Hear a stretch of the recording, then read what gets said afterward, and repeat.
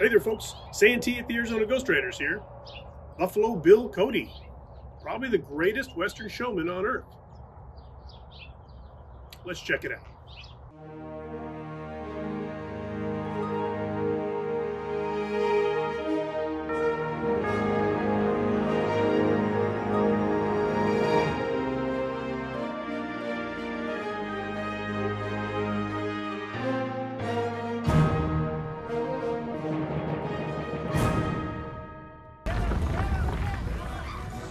Many of us who do Old West entertainment can attribute it to people like Buffalo Bill Cody. But before we get into all that, let's find out about this frontier fella's background.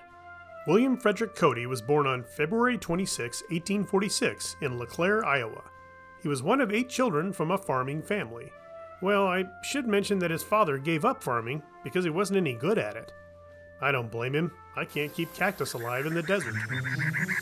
Hey, no water. What are you trying to do? Kill me?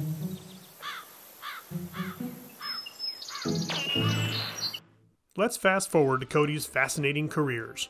At age 11, he was delivering messages between freighters on wagon trains, then became a scout, and did some work for Russell, Majors, and Waddell, who were the men behind the Pony Express.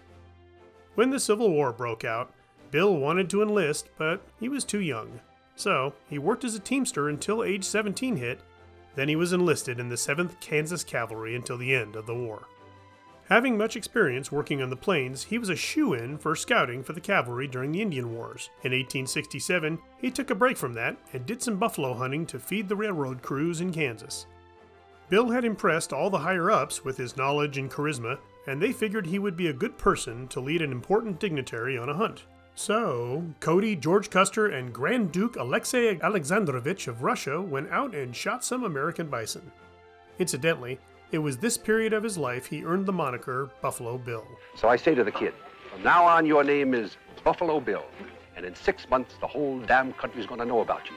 Yep, that was Ned Buntline who really did make Cody a household name. Cody knew the interest in the great American West was large and expanded to other countries. Spies from the city of Petchu. We're not from the city of Petchu at all. We're strangers from Missouri, and all we want to do is get back there. The popularity of dime novels created some amazing heroes out of our Old Westians, and bringing a Wild West show to your neck of the woods was a way for you to observe what it was like. Well, without the cholera, tuberculosis, and errant bullets, that is.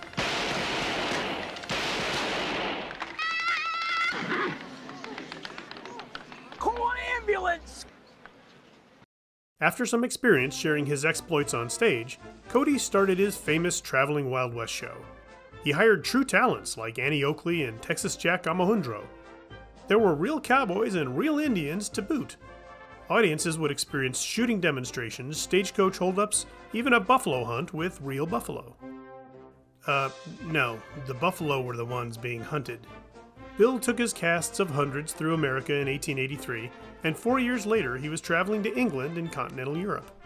In the year 1893, he played to over 3 million people. It's safe to say that this success made Buffalo Bill the ambassador for all things Old West.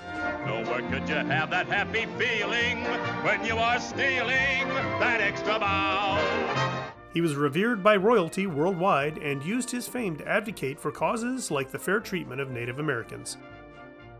The Wild West show saw continued success internationally until the early 1900s when attendance started to decline.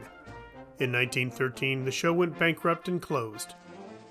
William Frederick Cody died on January 10, 1917 in Denver, Colorado. His funeral was one of the largest Denver has ever seen. As well as a frontiersman, folks may be surprised to know he was a conservationist, supporter of women's rights, and Medal of Honor recipient. That last one is a story in itself, but let's leave that for another time. If you are ever in Wyoming, I urge you to stop at the Buffalo Bill Center of the West in the aptly named town of Cody. It has a huge collection of firearms from the era, as well as items pertaining to the Wild West show. They even relocated his boyhood home to the town. Buffalo Bill's showman spirit lives on in the many groups and shows across the world who entertain the public as representatives of this fascinating era.